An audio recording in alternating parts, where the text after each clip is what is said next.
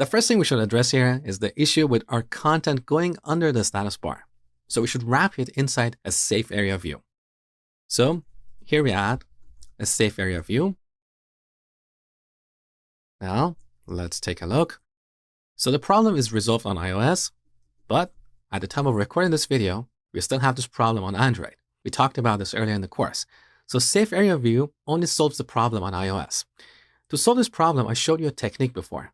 We can use the platform API to detect the current platform. And if it's Android, we can apply some extra padding on the top. So let's review that real quick. First, we go to the top and import the style sheet module, as well as the platform and status bar APIs. Okay. Now down the bottom, we're going to create a styles object. So RNSS, let's call it screen. Here we apply padding top. So if platform.os equals Android, then we're going to apply padding equal to the height of the status bar. So status bar dot current height. Otherwise, we're going to apply no padding. Okay. So let's apply this new style. So over here, we set style to styles.screen. Save the changes. Now take a look. So iOS looks good, but what about Android? That looks perfect. Now let me show you a different way to achieve the same result. We can use expo constants. So let's install a library called expo-constants.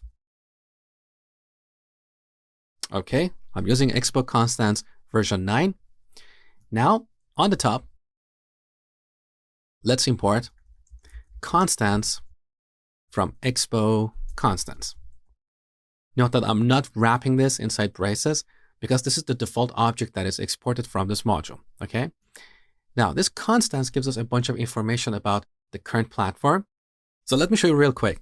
Here we can do a console.log and log the constants object. Now take a look. So here's the constants object. We have a bunch of properties here like device ID, device name, device year class. We can tell if this is a real device or not.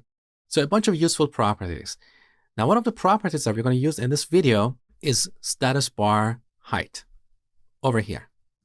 So on Android, the height of the status bar is 24 pixels. And on iOS, it's 44 pixels. So back to our code. Let's remove this log statement. Now down the bottom, we can simplify this expression. So here we can use constants dot status bar height. That's all we have to do. So on Android, we get 24 pixels here, and on iOS, we get 44 pixels. Now, would it apply extra padding on iOS? No, it wouldn't, because the safe area view component we are using already applies 44 pixels. So the padding top we specify here has no impact on iOS. Now take a look. So save the changes. Here's my iPhone. Beautiful. Now on Android, the issue is resolved. So by using expo constants, we no longer need to import the platform and status bar APIs. So our code is simpler. So let's get rid of these. Now, there is a problem with this implementation. The problem is that every time we want to create a new screen that should be inside a safe area view, we have to repeat all these steps. First, we have to import the safe area view component. We have to give it a style. We have to use expo constants. This is repetitive. So we can encapsulate all these details inside a reusable component. Let me show you. So we go to our project, and inside our components folder, we add a new component called screen.js. Let's create a function component. Now, here we're going to import expo constants. So import constants from expo-constants. Then we're going to import style sheet from React Native. Next, we're going to create our styles object. So all the details for putting our content inside a safe area view will be implemented here. So let's add a new key called screen. And here we set padding top to constants dot status bar height. Now, here we're going to use our safe area view component and give it this style. styles.screen. Now we want to use this component, the screen component, exactly like the safe area view component. So we should be able to pass children inside this component. How can we do this? We can use the children prop. So props.children. This is exactly the same technique we use to implement our app text component. Okay. Now here we can simplify our code and destructure this argument. So we pick the children property and render it right here. So we're done with this component. Now we have a single place where we have all the details for adding our content inside a safe area view.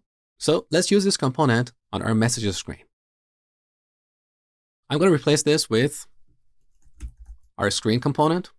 Now here we don't have auto import, so we have to manually import it on the top. That is super easy. Import screen from, we go up to components and load the screen module. Next, we're going to remove this prop because we don't have to apply this style anymore. All our styles are encapsulated inside this component, right? So delete. Now, let's replace safe area view with screen as well.